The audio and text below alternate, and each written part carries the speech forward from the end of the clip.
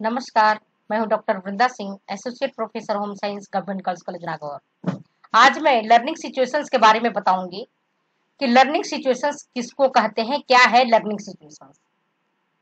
My dear friends, आप जानते हो सीखने के लिए सीखने की स्थितियां भी होनी चाहिए। अधिगम की स्थितियां होना अनिवार्य है, तभी एक शिक्षार्थी सीख सकता है। तो ये जो लर्निंग सिचुएशंस है, इसकी क्रम होना चाहिए। और कौन कौन से क्रम है ये आप देखिए। लर्निंग सिचुएशंस के मुख्य 5 क्रम है। पहला है शिक्षार्थी, दूसरा है शिक्षक, तीसरा है सब्जेक्ट मैटर, चौथा है टीचिंग इक्विपमेंट और पांचवा है फिजिकल फैसिलिटी। उसमें पहला आता है लर्नर, मतलब केंद्र में आपका शिक्षार्थी होता है। आप जो कुछ भी सिखा रहे हो, किसको सिखा रहे हो? शिक्षार्थी को सिखा रहे हो। क्यों सिखा रहे हो? क्यों सिखाया जा रहा है उसे? क्योंकि उसके व्यवहार में, उसके अभिवृत्तियों में परिवर्तन लाना है। तो एक लर्नर में कौन कौन सा कैपेसिटी होना चाहिए? जो आप जिसको सिखा रहे हो, क्या वो व्यक्ति सीखने के लिए तत्पर है? तो उसके पहले देखो आप उनमें जो गुण होना चाहिए। पहला लर्निंग कैपेबिलिटी, उसमें सीखने की क्षमता है या नहीं। आप ऐसे तो नहीं सिखा रहे हो कि जिसको कुछ भी आता नहीं है उसको सिखाने बैठ गए, तो नहीं सीख पाएगा। दूसरा है रेडीनेस टू बी लर्न, सीखने के लिए उसके प्रति ललक है, जिज्ञासा है या अथवा नहीं है। तीसरा है रिमेम्बरिंग कैपेसिटी। आप देखोगे क्लास में 50 बच्चे होते हैं, 60 बच्चे होते हैं, 100 बच्चे होते हैं। उनमें से कुछ बच्चे होते हैं बहुत जल्दी अडॉप्ट कर लेते हैं, बहुत जल्दी सीख लेते हैं। वहीं कुछ बच्चे मेडियोकर होते हैं, थोड़ी देर से सीखते हैं। और कुछ बच्चे को चाहे कितना भी पढ़ा दो, वापस भूल जाते हैं। तो जो अच्छा लर्नर होता है, एक अच्छा शिक्षार्थी होता है, उसमें रिमेम्बरिंग कैपेसिटी होनी चाहिए। फिर नॉलेज ऑफ सब्जेक्ट, सब्जेक्ट का उसे ज्ञान होना चाहिए। अगर उसे सब्जेक्ट का ज्ञान नहीं होगा तो आप अगर एडवांस सिखाओगे तो नहीं सीख पाएगा, इसलिए बेसिक उसे आनी चाहिए। इसके बाद आता है सब्जेक्ट मैटर स्पेशलिस्ट का जो गुण है ना, कि जो सब्जेक्ट मैटर स्पेशलिस्ट है वो उनको सिखा रहे हैं, उनको जानकारी दे रहे हैं, उसके बारे में उसको नॉलेज है या नहीं। तो विषय वस्तु का भी उसे ज्ञान होना चाहिए। दूसरा आपका आता है टीचर। शिक्षार्थी को सिखाने में शिक्षक की महत्वपूर्ण भूमिका होती है। अगर अच्छा शिक्षक होगा तो वह चाहे कैसा भी स्टूडेंट होगा उसे वह सिखा ही देगा। तो कैसा होना चाहिए टीचर में, कौन सी क्वालिटी होना चाहिए? देखिए, पहला है जो भी आप पढ़ाने जा रहे हो, जो भी क्लास में लेने जा रहे हो, उसमें यूज ऑफ सिंपल लैंग्वेज। शिक्षक को चाहिए कि वह विद्यार्थी के, वह शिक्षार्थी के ज्ञान को ध्यान में रखते हुए भाषा का उपयोग करे, और जहां तक हो सके वो सिंपल भाषा का उपयोग करे। दूसरा, उसको पढ़ाने में रुचि नहीं हो। ऐसा नहीं कि क्लास में आपको पढ़ाना नहीं चाहते हैं, जबरदस्ती क्लास में गए और कुछ भी पढ़ा पुढ़ के आ गए। आपकी भाषा बहुत सिंपल होना चाहिए ताकि लोग समझ सके, आसान भाषा में बोलिए। पढ़ाने के प्रति शिक्षक की रुचि होनी चाहिए, और जो कुछ वो पढ़ा रहे हैं उसके एक्सप्लेनेटरी कैपेसिटी होना चाहिए।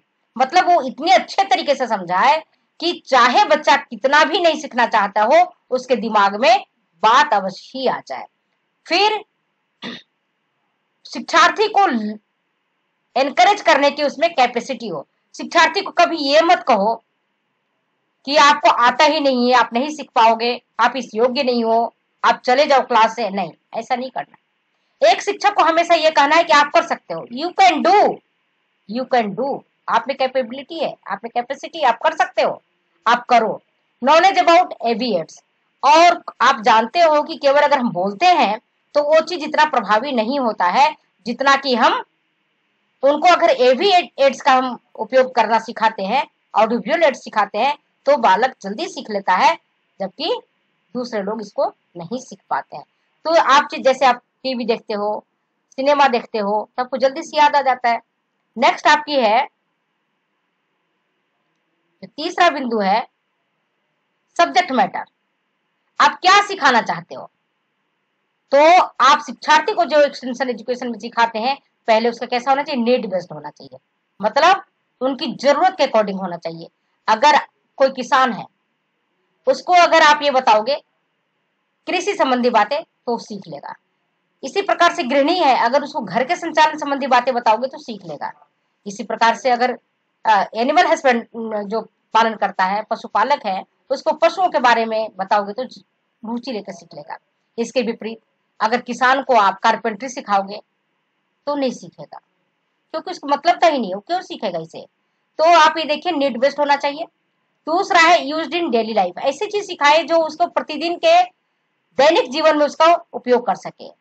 और according to the knowledge of the learner, learner को जितना नॉलेज है उसी के हिसाब से आप सिखाइए।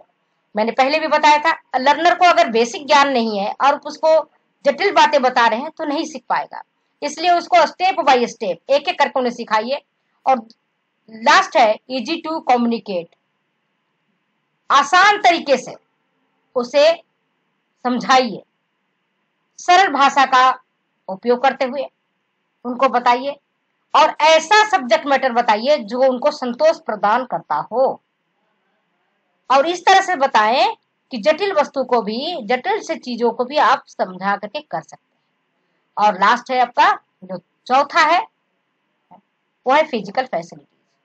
फिजिकल फैसिलिटीज मतलब समझो, कंफर्टेबल चेयर्स होना चाहिए। फिजिकल फैसिलिटीज का मतलब होता है भौतिक सुविधा। अब गर्मी का दिन है, आप कहोगे कि नहीं बरामदे में आ जाओ, धूप भी आ रहा है, पंखा नहीं, कूलर नहीं, क्या आप बता समझ सकते हो शिक्षार्थी सीख पाएगा? नहीं सीख पाएगा। क्यों नहीं सीख पाएगा? क्योंकि सिचुएशंस बहुत ही एडवर्स है। इसी प्रकार से सर्दी का मौसम है, क्लास में बच्चे हैं और उनके पास प्रॉपर वुलन गारमेंट्स नहीं है, हाथ कांप रहे हैं, स्वेटर के अंदर छिपाए हुए हैं, तो क्या आप उनको पढ़ा पाओगे? नहीं पढ़ा पाओगे। इसलिए फिजिकल फैसिलिटी जो है आपका भौतिक सुविधा वो अच्छा होना चाहिए।